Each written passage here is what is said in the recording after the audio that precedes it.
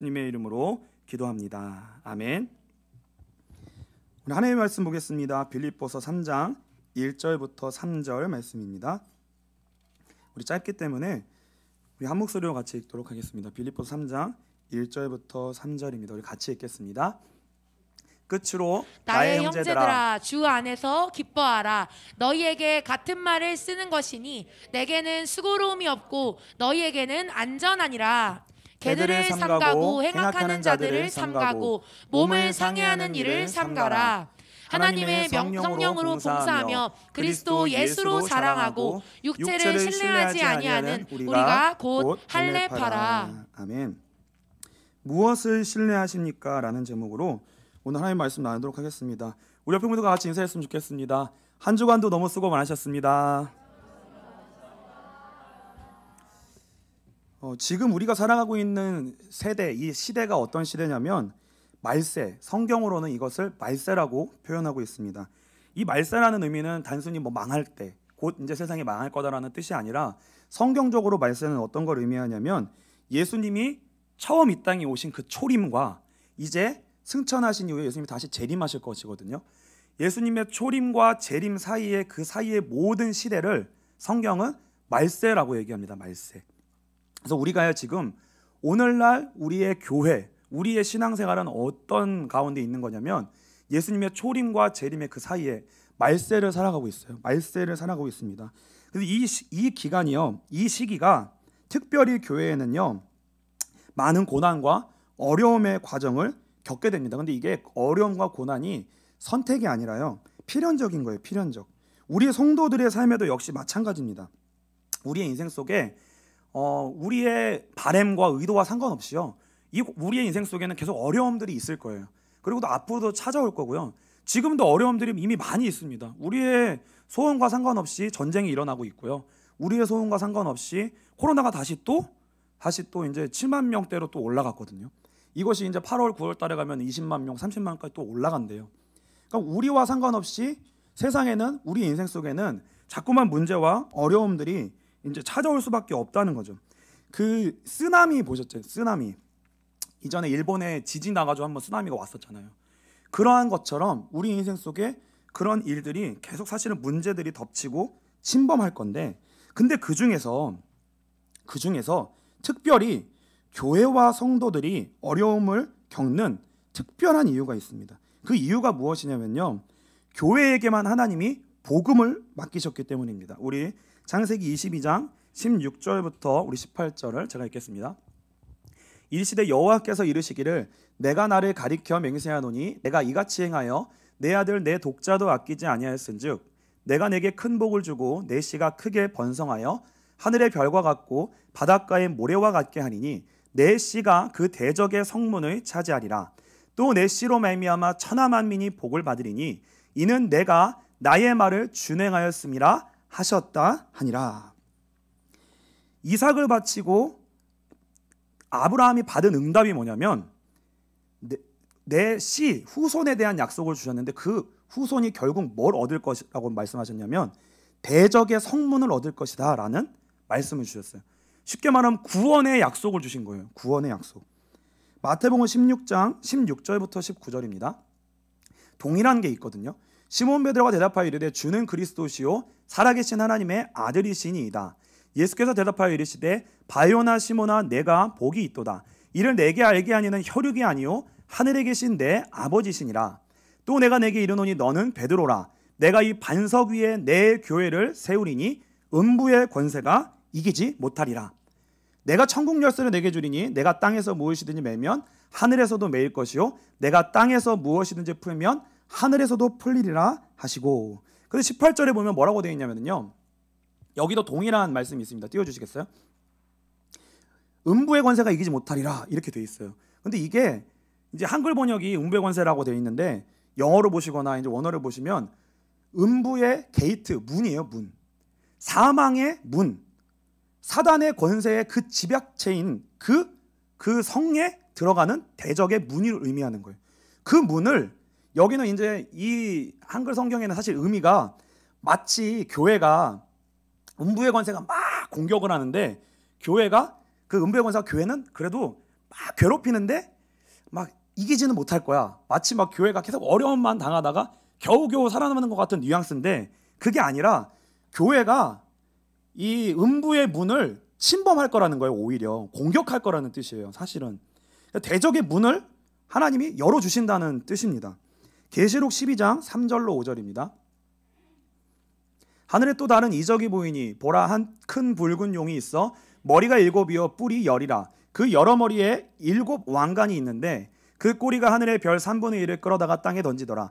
용이 해산하려는 여자 앞에서 그가 해산하면 그 아이를 삼키고자 하더니 여자가 아들을 낳으니 이는 장차 철장으로 만국을 다스릴 남자라. 그 아이를 하나님 앞과 그 보좌 앞으로 올려가더라. 이게 무슨 말이냐면요, 사단이 볼 때 이 땅에서 유일한 공격의 대상, 위협의 대상은 이 세상에 사실 없어요. 근데 유일하게 본인의 나라와 본인을 공격할 수 있는 위험을 가지고 있는 대상이 딱 하나밖에 없는데, 그게 뭐냐면 교회인 거예요.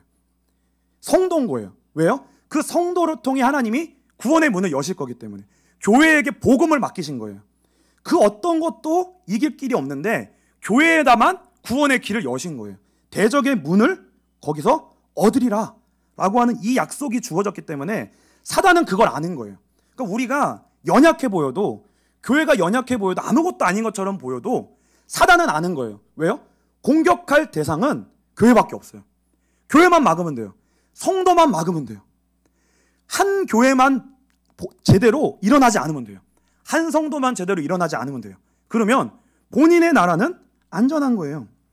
그래서 진짜 선택받은 하나님의 자녀만 사실은 사단으로 말미암는 진짜 공격과 핍박의 그 과정이 있을 수밖에 없는 거예요. 사실은 요한일서 5장 4절로 5절입니다. 제가 읽겠습니다. 무릇 하나님께로부터 난 자마다 세상을 이기느니라. 세상을 이기는 승리는 이것이니 우리의 믿음이니라. 예수께서 하나님의 아들이심을 믿는 자가 아니면 세상을 이기는 자가 누구냐? 이길 자가 성도 외에는 없다는 거예요.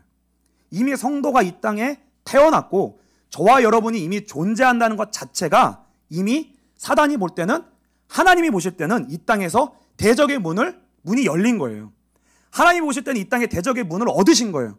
성도가 이 땅에 있는 게, 교회가 있는 게요. 그래서 우리가 우리 자신을 보고 교회를 볼 때는 아무것도 아닌 것처럼 보이지만 사실은 그렇지 않다는 거예요. 하나님이 보실 때 소망은 교회밖에 없어요. 소망은 성도밖에 없습니다. 그래서 말세를 살아가는 우리에게 가장 중요한 건 뭐냐면요, 우리가 그 예수 그리스도를 믿는 믿음을 준비하는 거예요. 그거 외에는 없는 거예요. 그거 외에는 중요한 게 없어요. 말세를 살아가는 우리에게 그것만큼 중요한 건 없다는 거예요. 만일 우리가 교회고 우리가 만일 진짜 성도인데 그거에 눈을 못 떴다, 그 믿음을 준비하지 못한다, 내가 거기에 방향성이 없다, 그게 문제인 거예요. 그게 진짜 위기인 거예요. 그래서 우리가 만일 이 땅에서 육신의 눈만 뜨고 있다면, 다른 눈만 밝혀져 있다면, 내가 지금 다른 거에만 계속 관심이 있어요. 내가 교회고 성도인데, 내가 유일한 이 땅에 하나님이 세우신 대적의 문을 얻은 자인데, 하나님의 자녀인데 내가 다른 눈만 있어요. 이 믿음의 눈이 없어요. 그러면 우리는 계속 길을 잃고 미혹을 당하게 됩니다. 마태복음 24장 3절부터 8절인데 이게 예수님이 말세에 일어날 일에 대해서 말씀하신 거예요. 3절부터 8절에 제가 읽겠습니다. 예수께서 감난산 위에 앉으셨을 때 제자들이 조용히 와서 이르되 우리에게 이르소서 어느 때 이런 일이 있겠사오며 또 주의 임하심과 세상 끝에는 무슨 징조가 있사오리까? 예수께서 대답하여 이르시되 너희가 사람의 미혹을 받지 않도록 주의하라. 많은 사람이 내 이름으로 와서 이르되 나는 그리스도라 하여 많은 사람을 미혹하리라. 난리와 난리 소문을 듣겠으나 너희가 삼가 두려워하지 말라. 이런 일이 있어야 하되 아직 끝은 아니니라.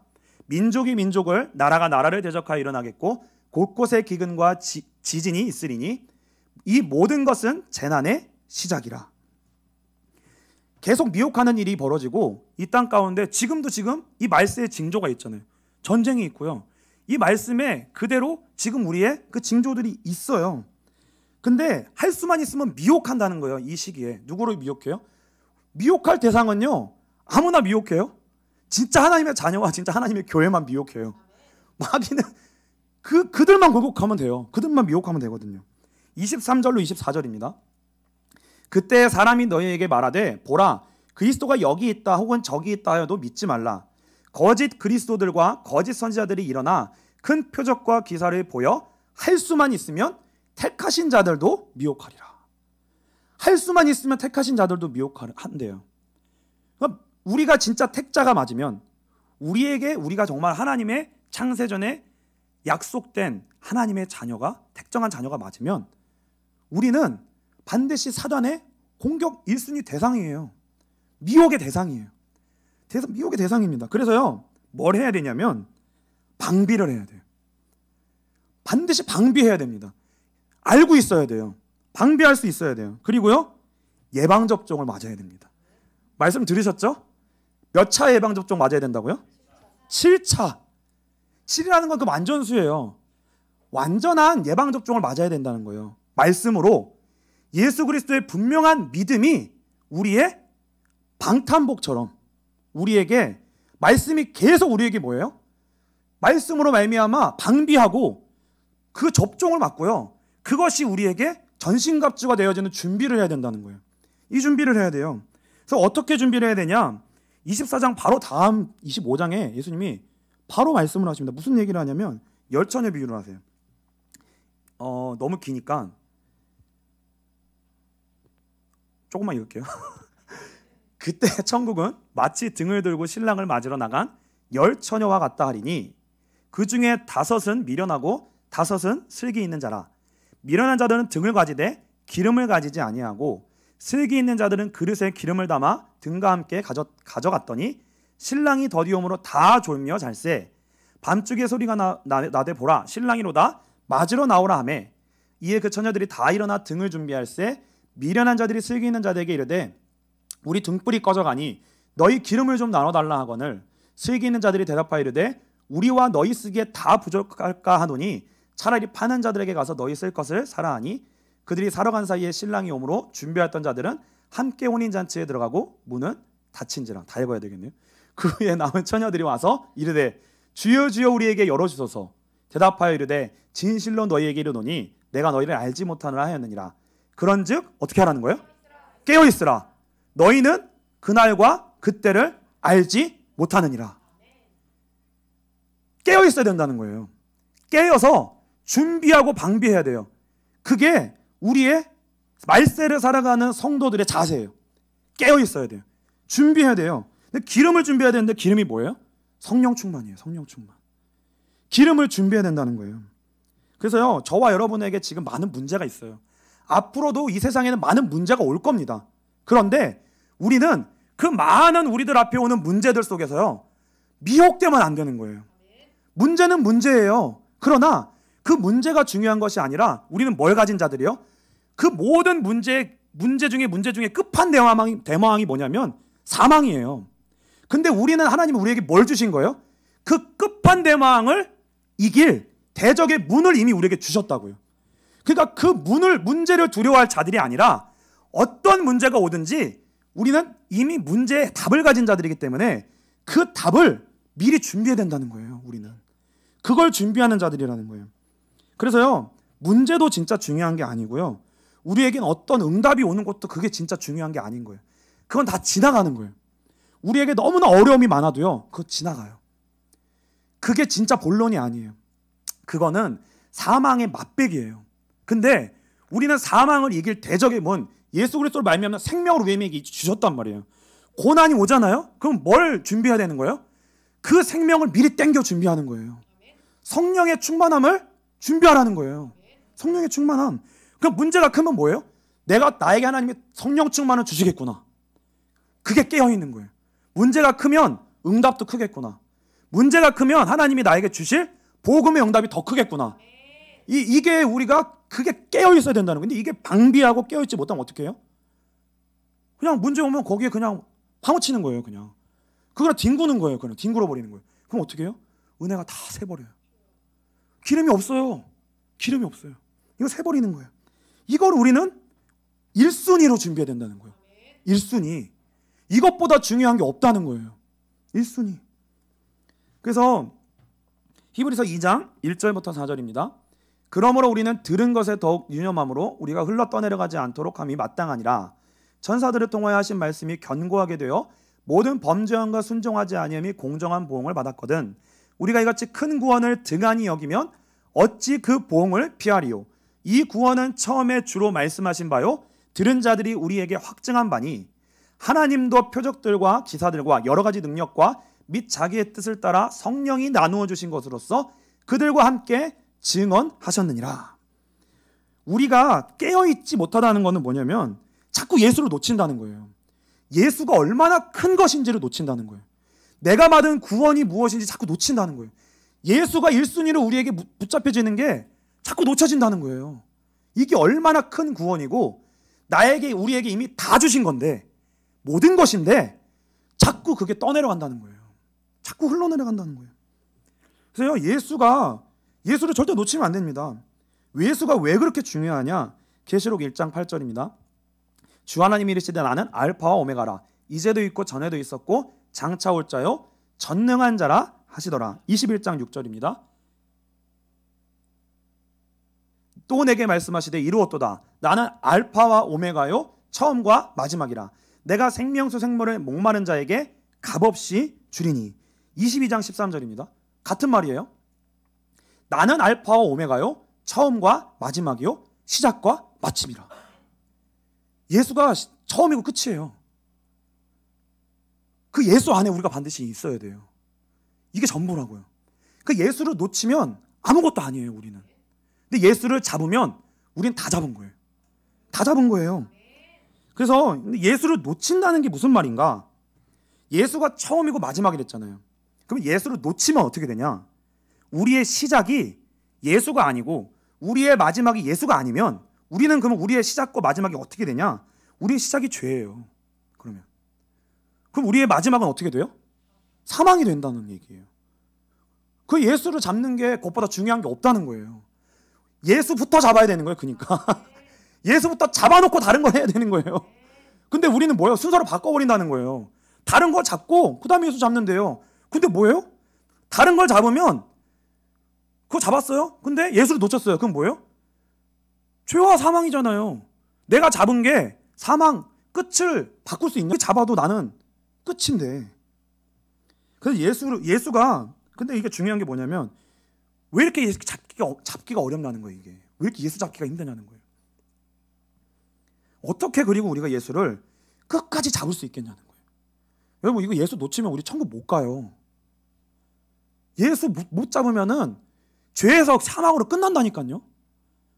천국으로 이르지를 못해요. 은혜에서 천국으로 이르는 그 구원의 그 줄에 들어가지를 못한다고요. 그 줄에. 근데 어떻게 예수를 붙잡을 수 있냐? 오직 성령이라는 거예요. 오직 성령. 오직 성령이에요. 오직 성령. 기름을 준비해야 된다는 거예요. 기름. 오직 성령이에요. 그래서 이것이 간단치 않기 때문에 이 말세를 살아가는 이 시기에 우리가 오직 예수하는 게 그렇게 힘들어요. 너무 힘들거든요. 왜요? 세상도 가만히 안 놔두고 우리 몸도 가만 안 놔두고 우리 옛사람도 가만 안 놔두고 다 가만 안 놔둬요. 마귀도 가만 안 놔둬요. 근데 이 상황에서 우리가 이걸 방비할 수 있고 여기서 이겨나갈 말씀과 무기와 이런 것들이 우리에게 이미 와 있는데 이걸 준비해야 되는 거죠. 이걸 준비해야 돼요. 근데 왜 어떻게 우리가 이걸 준비할 수 있냐? 그래서 예수님이요. 요한계시록에 계시된 예수님은 어떤 이미지냐면요. 한번 보실래요? 계시록 1장 13절입니다. 줏대 사이에 인자 같은 이가 발에 끌린 옷을 입고 가슴에 금띠를 띠고 그의 머리와 털의 희기가 흰 양털 같고 눈 같으며 그의 눈은 불꽃 같고 그의 발은 풀무불에 단련한 빛난 주석 같고 그의 음성은 많은 물소리와 같으며 그의 오른손에 7 별이 있고 그의 입에서 좌우에 날선검이 나오고 그 얼굴은 해가 힘있게 비치는 것 같더라. 내가 볼 때 그의 발 앞에 엎드려져 죽은 자 같이 되매 그가 오른손을 내게 얹고 이르시되 두려워하지 말라. 나는 처음이요 마지막이니 곧 살아있는 자라. 내가 전에 죽었었노라. 볼지어다 이새 세세토록 살아있어 사망과 음부의 열쇠를 가졌노니 그러므로 내가 본 것과 지금 있는 일과 장차 될 일을 기록하라. 사도 요한이 본 예수님은 우리가 초림하셨을 때 보셨던 예수님의 이미지가 아니에요. 상한 갈대와 같고 뭐 고운 것고 풍채도 없고 이게 아주 그 인자하고 뭔가 그러한 예수님의 이미지가 아니라 이 말세를 살아가고 있는 교회에 유일한 힘과 능력으로서 답으로서 함께 하시는 이 예수님의 이미지는 뭐냐면 만왕의 왕이에요. 만왕의 왕입니다. 눈에서 막 불이 나고요. 입에서 칼이 나오고요. 어마어마한 권세와 힘과 능력으로 교회를 지키시고 보호하시고 성도를 지키십니다. 그 모든 시작과 마침이라고 해요. 그리고 뭘 강조하냐면 내가 지금 살아있다 이렇게 얘기해요. 내가 지금 살아있다. 그래서 계시록 1장 8절 아까 다시 한번 띄워주시겠어요? 아까 제가 계시록 1장 8절과 22장과 23장을 읽었는데 다 뭐였냐면 내가 처음이요 마지막이다. 알파 오메가다 이래요. 이렇게 이래요라고 하면 안 되지. 이렇게 말씀하세요. 근데 이 8절의 특징이 있는데 그게 뭐냐면 주 하나님이 이르시되 나는 알파와 오메가라. 그러면서 시제가 뭐가 앞부터 나오냐면 이제도 있고 이게 뭐예요? 지금을 강조하는 거예요. 나는 전에도 있었고 장차 올 자인데 뭘 강조하는 거예요? 지금 있다는 거예요. 지금 살아있다. 지금 살아있다. 그래서 지금 살아계신 예수 그리스도를 내가 바로 알고 믿고 그분을 의지하는 것, 이것을 우리가 얻기 위해서 몸부림쳐야 돼요. 이거 하나를 얻기 위해서 몸부림쳐야 돼요. 이 믿음, 예수 한 분을 제대로 알고 그 믿음을 얻는 것, 그것 위해서요 우리가 오늘 사는 겁니다. 그러니까 우리는 항상 오늘을 사는 거잖아요.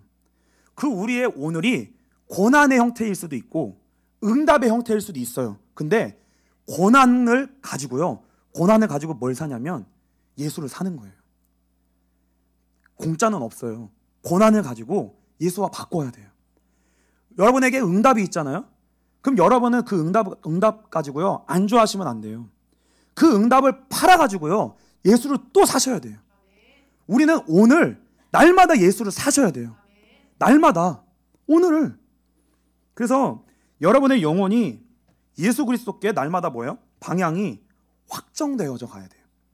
그래서 예수로 말미암아 흘러나오는 어디에 접하게 되면 그 예수를 진짜 붙잡고 의지하게 되면 영원에 속한 생명의 은혜가 우리의 오늘 가운데 임하는 거예요. 영원에 속한 은혜가. 그 은혜가요 우리의 오늘을 주관해야 돼요. 고난도 우리를 주관하게 하면 안 되고 응답도 우리를 주관하게 하면 안 돼요. 깨어 있어야 돼요. 깨어 있어서 흔들어 깨워야 돼요. 흔들어 깨워서 예수 그리스도를 붙들고 성령님을 의지해서 하나님 오늘도 믿음을 더하여 주십시오. 오늘도 예수가 답입니다. 예수가 나의 왕입니다. 그 은혜가 나를 통치하게 도와주십시오. 도와주십시오. 이 싸움을 싸워야 된다는 거예요. 이게 깨어 있는 거예요. 깨어 있어야 돼요. 그래서 이 준비를 하나님이요 빌립보 교회에 이 준비를 시키시는 거예요. 예수 그리스도의 거룩한 신부로 이 교회를 구별하시고 성도를 구별하시고요 만들고 계시는 겁니다. 빌립보서 1장 27절입니다. 그래서 바울이 딱 두 개로 정리를 해요. 어떻게 빌립보 교회가 세워져야 되냐, 서야 되냐? 오직 너희는 그리스도의 복음에 합당하게 서야 된다. 대적의 문을 가진 자로서 그 가진 자로서의 깨어있는 자로 어떻게 서야 되냐? 두 가지로 서야 된다는 거예요. 이는 내가 너희에게 가보나 떠나 있으나 너희가 한 마음으로 서서 한 뜻과 복음의 신앙을 위하여 협력하는 것. 우리 이게 다 본 거거든요. 이게 뭐냐면 빌립보 교회의 첫 번째 문제는 뭐였냐면 인간관계의 문제였어요. 그 내부의 문제였습니다. 교회 내부에. 그러니까 뭐가 생기냐면 계속 분열과 갈등이 있는 거예요. 이 관계 가운데 교회의 관계 가운데 계속 분열과 갈등이 있었어요. 그 대표적인 게 에바브로 디도였잖아요. 에바브로 디도 때문에 계속 교회 관계의 문제와 갈등이 있었고 하나 되지 못함이 있었어요. 근데 바울이 뭐라고 얘기하냐면 복음에 합당하게 서라. 대적의 문을 가진 자로서 오직 예수 그리스도 한 분을 바라보고 의지하고 믿음을 얻고 그 성령을 의지하여 기름을 준비하는 일 그 하나로 하나 되어야 된다는 거예요. 하나로 된다. 복음의 신앙을 위하여 협력하는 공동체가 되어야 된다. 그래서 바울이 제시한 게 뭐냐면 빌립보서 2장 5절입니다. 너희 안에 이 마음을 품으라. 곧 그리스도 예수의 마음이니. 뭐예요? 교회는 뭐 이런저런 문제가 있잖아요. 그럼 그때마다 다른 방법이 없어요. 어떤 인본주의 뭐 다른 방법을 쓰는 게 아니라 그냥 다 뭐예요? 무조건 엎드려야 되는 거예요. 무조건 엎드리는 거예요. 무조건 낮추는 거예요. 예수의 마음을 가지고 다 이 교회가 하나님 앞에 엎드리고 낮춰야 된다는 거예요. 그러면 무슨 길이 열리냐면 성령님의 음성을 들을 수 있습니다. 그래야 말씀이 말씀돼요. 포도나무이신 예수님과 연결되는 교회가 됩니다. 그래요. 근데 우리가 이걸 못하면 우리는 교회인데, 우리는 성도인데 자꾸 어떠한 과정이 벌어진다는 거예요. 복음하고 끊어진다는 거예요. 자꾸 예수님과 자꾸 단절된다는 거예요. 그게 제일 큰일인 거예요. 그게 제일 큰일이에요. 그래서 하나님은 우리를 이제 자꾸 낮추실 거예요. 하나님의 계획이 있는 자들에게, 진짜 택하신 성도면 하나님이 우리를 자꾸 낮추시는 일들을 우리에게 간섭하시고 일하실 거예요. 하나님 우리를 낮추실 때 진짜 우리가 누군지가 드러나는 거예요. 낮추시는데 그 낮추심 앞에 하나님의 성령의 음성을 듣고 하나님 앞에 서고 예수 그리스도 복음 앞에 서려고 몸부림치는 그 모습이 뭐예요? 깨어있는 거예요. 깨어있는 거. 근데 그 낮추실 때 어떻게 우리가 정체가 드러나냐면, 내가 진짜 예수와 관계 있는 사람인가? 내가 진짜 대적의 문을 얻은 사람인가? 내가 이 땅의 유일한 소망이 맞는가? 그 하나님의 자녀로 서 있나? 그리고 뭐예요? 내가 진짜 신뢰하는 것이 예수인가? 내가 진짜 붙들고 있는 게 진짜 내 인생의 소망의 근거의 뿌리에 들어가면 그게 진짜 예수인가? 이거를 우리에게 확인하고요, 흔드신다는 거예요. 나는 진짜 천국 소망과 연결된 자인가? 이거를 확인해 보게 하신다는 거예요. 그래서 이게 언제 확인되냐는 거예요? 이거 오늘이라는 거예요. 항상 오늘이라는 거예요. 항상 오늘. 그래서 오늘 제목이 뭐냐면 무엇을 신뢰하십니까인데요. 이 신뢰는 지적 동의를 말하는 게 아니에요. 나는 예수 알아요. 나는 복음 알아요. 나는 말씀 알아요. 나는 오늘 예배 드렸어요.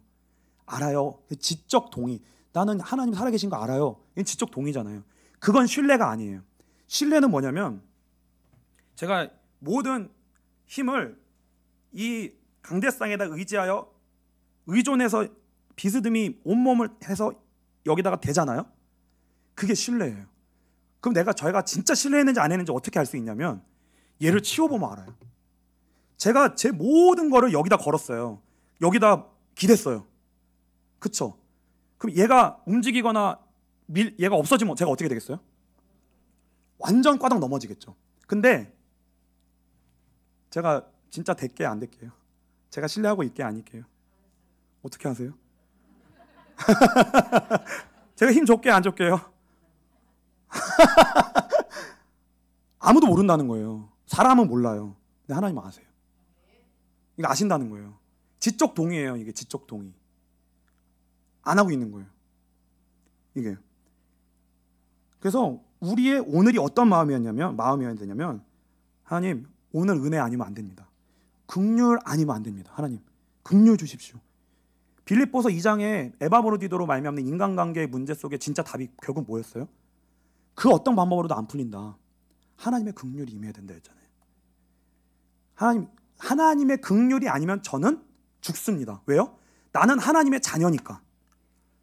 나는 이 땅에 구원의 문 때문에 있는 자인데, 내가 그 구원을 붙잡고 있지 않으면 나는 죽은 자잖아요. 예수에게 내가 의존돼 있지 않으면 우리는 사망으로 가는 존재라는 거예요. 그거를 진짜 철저하게 깨닫고 내가 예수에게만 신뢰하고 그분만 기대고 그분에게만 엎드려 있냐는 거예요. 이게요. 이게 발견된다는 거예요. 오늘. 그래서요, 우리가 오늘 망하는 것처럼 보일 수 있고요, 버림받는 것처럼 느껴질 수 있고, 상처받는다고 느껴질 수 있고요, 자존심 상한다고 느낄 수 있어요. 왜? 하나님 낮추시고 우리를 확인하게 하시는 게 흔들기도 하시고요. 이런저런 방법으로 사단의 역사와 일이 있어요. 있습니다. 근데 그걸 넘어가셔야 돼요. 그걸 반드시 넘어가셔야 됩니다. 그래서 나는 예수만 붙들어서 나는 하나님의 나라에 하나님의 자녀로 나는 반드시 확인될 거다. 확인될 거다. 자존심 상해서 망한 것처럼 보이지만 거기에 대하여 죽고 나는 예수 안에서 살 거다. 반드시 부활에 이른다. 그러니까 예수만 붙잡고 울고 매달리는 거예요. 그게 하나님 자녀라는 거예요. 그게 하나님 자녀라는 거예요. 그래서 그 주인공이 되시기를 주님의 이름으로 축복합니다. 그리고 오늘 볼 게 뭐냐면요, 이게 돼야, 이게 하나 점차 하나님의 긍휼만을 의지하고 내가 누군지를 알아서 예수만 의지하고 은혜만 의지하는 사람들이, 가난한 자들이, 진짜 예수 아니면 안 되는 게 그게 가난한 거거든요. 우리는 가난해야 돼요. 날마다. 그 사람들이 굶주려서 예수의 굶주린 자들이 교회 하나씩 모이는 거예요. 그래서 뭐예요? 예수로만 하나 될 수 있거든요. 그거를 이룰 때에 그 교회는 구별될 수 있는 건데, 하나님이 그 교회를 하나님의 임재하심으로 특별히 구별된 힘과 능력과 생명을 주시기 시작해요. 그래야 이 준비가 되어져야 두 번째인데, 오늘 본문이 뭐냐면 영적 싸움을 싸울 수 있습니다. 대적자들과 싸울 수 있어요. 빌립보서 1장 28절입니다. 복음에 합당한 거 두 번째입니다. 무슨 일이든지 대적하는 자들 때문에 두려워하지 아니하는 일을 듣고자 함이라. 이것이 그들에게는 멸망의 증거요 너희에게는 구원의 증거니 이는 하나님께로부터 난 것이라. 우리가 이렇게 하나가 되어져서 저야 우리에게 하나님이 힘을 주신다는 거예요. 교회에 진짜 힘을 주신다는 거예요. 그래야 싸울 수 있는데, 싸울 수 있는 위치에 올라서게 되는데, 바울이요 이제 언어가 달라져요. 빌립보서 3장 1절입니다. 바울이요 1장과 2장엔 되게 그래도 빌립보 교회 성도들을 권면하고 뭔가 그렇게 말을 해요. 굉장히 설득하고 굉장히 낮아진 위치에서 이제 말씀을 하거든요. 근데 이 빌립보서 3장부터는 완전 그 언어가 달라져요. 끝으로 나 형제들아 주 안에서 기뻐하라. 너희에게 같은 말을 쓰는 것이 내게는 수고로움이 없고 너희에게는 안전하니라. 개들을 삼가고 행악하는 자들을 삼가고 몸을 상해하는 일을 삼가라. 하나님의 성령으로 봉사하며 그리스도 예수를 자랑하고 육체를 신뢰하지 아니하는 우리가 곧 할례파라. 뭐 어떻게 바울이 저런 말을 했어요? 개들을 삼가래요. 이게 뭐냐면 분명히 우리가 이제 대적해야 될 것이 무엇인지에 대해서 단호하게 얘기하기 시작하는 거예요. 그래야 우리가 영적 싸움을 싸울 수 있다는 거예요. 내가 무엇을 대적해야 되고 무엇을 걸러내야 되고 무엇을 가지를 쳐야 되고 내가 어떻게 우선순위를 정해서 걸어가야 되는지에 대해서는 바울이 이제 타협하지 않는 거예요. 분명하게 얘기하는 거예요. 그래서 단호하고 날카롭고요, 애매한 것도 없고요, 타협이 없습니다. 근데 이 영적 싸움의 첫 번째 중요한 내용은 뭐냐면 복음과 율법주의의 싸움이에요. 그러니까 우리가 진짜 믿음으로 사냐 아니면 다른 것으로 사냐의 싸움이라는 거예요. 이 싸움이 실제적으로 시작된다는 거예요. 그 반대편에 있는 자들이 누구냐면 개들, 행악하는 자들, 몸을 상해하는 자들인데, 이게 이제 결국 무슨 말이냐면 3절에 힌트가 있습니다. 하나님의 성령으로 봉사하며 그리스도 예수로 자랑하고 육체를 신뢰하지 아니하는 우리가 곧 할례파라. 그러니까 이 말이 무슨 말이냐면 개들, 행악하는 자들, 몸을 상해하는 이게 다 뭐냐면 할례파들이라는 거예요. 할례파. 근데 이 할례파는 뭐냐면 여기 이 당시의 할례파는 두 가지의 배경을 같이 가지고 있습니다. 무슨 배경을 가지고 있냐면 지금 빌립보라는 도시가 로마의 통치를 받는 곳이에요. 그러니까 로마는 지금 어떤 곳이냐면, 그래서 빌립보는 어떤 곳이냐면 로마의 시민권자들이 로마의 전쟁을 위해 큰 공을 세운 자들이 로마의 시민권을 얻은 거예요. 그 얻은 자들이 최고의 대우를 받으면서 여기는 빌립보지만 작은 로마처럼 만들어서 로마의 그 권한을 다 사용하고는 로마의 작은 나라인 거예요. 이 빌립보라는 도시가. 근데 그래서 빌립보의 주는 통치자는 누구냐면 로마의 황제고요. 로마의 황제가 주라고 호칭됩니다. 주. 근데 이런 로마의 황제가 주라고 인정하면, 그 시민권을 가지면 여기서 모든 걸 다 누릴 수 있는 도시예요. 이 빌립보라는 도시가. 근데 이 도시에서 로마의 정치 세력을 힘입어서 바울을 핍박하는데, 이 핍박하는 자들이 어떤 자들이냐면 유대 율법주의자들이에요. 그래서 바울이 지금 핍박받는 게 뭐냐면 바울이 전하는 복음은 예수가 주라는 복음이에요. 근데 여기서 예수가 주라고 얘기하면 뭘 어기는 거냐면 로마의 황제가 주라는 거를 어기는 일이 돼요. 그러면 이거는 이제 정치범이 되는 거예요, 정말로.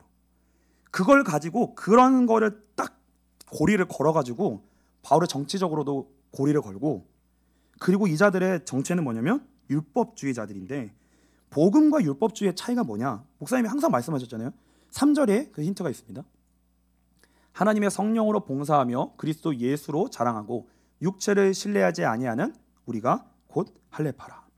복음의 사람은 어떤 사람이냐? 오직 성령님만 의지하는 사람이라는 거예요. 다른 게 없어요. 복음의 사람은 오직 성령님만 의지하여 오직 예수 그리스도로만 산다고 고백하는 자들이라는 거예요. 그분의 은혜를 힘입어만 산다고 고백하는 거예요. 이게요. 그래서 뭐만 자랑해요? 예수만 자랑할 수밖에 없다는 거예요. 예수만 자랑할 수밖에 없다는 거예요. 그럼 그거의 반대가 율법주의예요. 근데 그것을 바울은 육체라고 표현했습니다. 육체를 신뢰하는 것. 그리고 그들의 표시는 뭐가 있었냐면 그들의 몸에 증거가 있었어요. 할례라고 하는 표시가. 그래서 이거는 뭘 의미하는 거냐면 우리가 진짜 의지하고 신뢰하고 붙들고 있는, 우리가 진짜 우리의 근원, 내가 진짜 의지하고 있는 거에 끝으로 들어가면 그 근원에 뭐가 있냐는 거예요. 우리가 살아가고 있는 근거가 뭐냐는 거예요. 그 싸움이에요, 그 싸움. 그 근거와 조건을 나에게서 가지려고 하면 그건 율법주의인 거고요. 그 모든 것을 예수에게서 가지려고 하면 그게 복음이고 믿음이에요. 이 차이라는 거예요. 그래서 이게 율법주의자가 얘기하면 어디 다른 데 있는 것 같잖아요. 그게 아니라 이게 세상의 원리예요. 그냥 믿지 않는 사람들의 모든 원리가 뭐예요? 근거를 다 자신 안에 가지는 거예요. 내가 가진 것, 내가 한 것, 그렇죠? 우리의 힘, 그걸로 살려고 하는 것, 이거예요. 근데 하나님이 우리를 부르신 거는 무슨 싸움이냐? 우리의 근원을 예수로 시작하게 하시는 거예요. 복음으로 시작하게 하신다. 복음으로 시작하게 하신다. 그리고 오늘 우리를 어떻게 무엇으로 살게 하세요? 복음으로 오늘도 살게 하세요. 오늘도 복음으로 나를 살게 하세요. 그리고 복음으로 열매 맺게 하세요. 이게 하나님이 우리에 대한 계획입니다. 그래서 그걸 위해, 그거 외에 어떤 것도 우리가 근거로 삼지 않도록 하기 위해서 간섭하시고 통치하시겠다는 거예요. 그러니까 우리가 근거로 삼고 있는 거를 빼기도 하시고, 우리가 그거를 근거로 원하고 바라는지를 알게 하기 위해서 주기도 하신다는 거예요. 그러면 그거 가지고 살 거니까. 그래서 주기도 하시고 빼기도 하신다는 거예요. 그래서 흔들어 보기도 하시고 낮추기도 하시고 높이기도 하신다는 거예요. 이 과정 속에서 하나님 우리를 어떻게 만들어 가시냐? 성령님만 의지하게 만드신다는 거예요. 나는 신뢰할 수 없구나. 나는 의지할 수 없구나. 내 것으로는 살 수 없구나. 오직 성령님만 의지해야 되겠다. 성령님만 의지해서 예수 그리스도의 은혜를 내가 오늘 반드시 얻어야 되겠구나. 얻어야 되겠구나. 은혜 아니면 살 수 없구나. 이 고백을 듣기를 원하시는 겁니다. 우리 빌립보서 3장 7절로 9절을 읽고 마치도록 하겠습니다. 같이 읽겠습니다. 그러나 무엇이든지 내게 유익하던 것을 내가 그리스도를 위하여 다 해로 여길 뿐더러 또한 모든 것을 해로 여김은 내 주 그리스도 예수를 아는 지식이 가장 고상하기 때문이라. 내가 그를 위하여 모든 것을 잃어버리고 배설물로 여김은 그리스도를 얻고 그 안에서 발견되려 함이니 내가 가진 의는 율법에서 난 것이 아니요 오직 그리스도를 믿음으로 말미암은 것이니 곧 믿음으로 하나님께로부터 난 의라. 우리 어디에서 발견되어야 된다는 거예요? 성령을 힘입어 예수 그리스도 안에서 우리는 오늘도 발견되어야 되고 내일도 발견되어야 되고 오늘도 오직 예수 해야 되고요. 내일도 오직 예수 해야 된다는 거예요. 그래야 우리는 천국으로 귀결될 수 있습니다. 그래야 천국으로 귀결돼요. 그래서 이 특세가 시작됐습니다. 21일 이제 7일이 지나가니까 2주가 남아가는 거죠. 이 과정이 저와 여러분들 가운데 하나님이 뺄 건 빼시고 그 과정들이 있으실 거예요. 매일 안 충만합니다. 저도 안 그러더라고요. 어느 날은 그냥 힘이 쭉 빠지기도 하고 힘이 없고 이상하기도 하고 막 시험이 오기도 하고요. 별일이 다 있어요. 그러나 우리는 계속 깨어 주님을 바라보는 연습, 흉내라도 내는 거예요. 하나님, 내가 지금 아닌 것처럼 보여도 나는 예수 안에 있는 자입니다. 그걸 믿고 오늘도 기도하겠습니다. 은혜가 없는 것 같아도 나는 그 안에 있는 게 분명하기 때문에 나는 오늘 기도하겠습니다. 난 싸우겠습니다. 신용이라도 하겠습니다. 하나님 도와주십시오. 성령 하나님 도와주십시오. 그래서 믿음의 결국은 영혼 구원인데 저와 여러분의 영혼을 구원하는 은혜가 있게 되시기를 축복하고요. 그 기름을 모아서 다른 사람까지 살릴 수 있는 귀한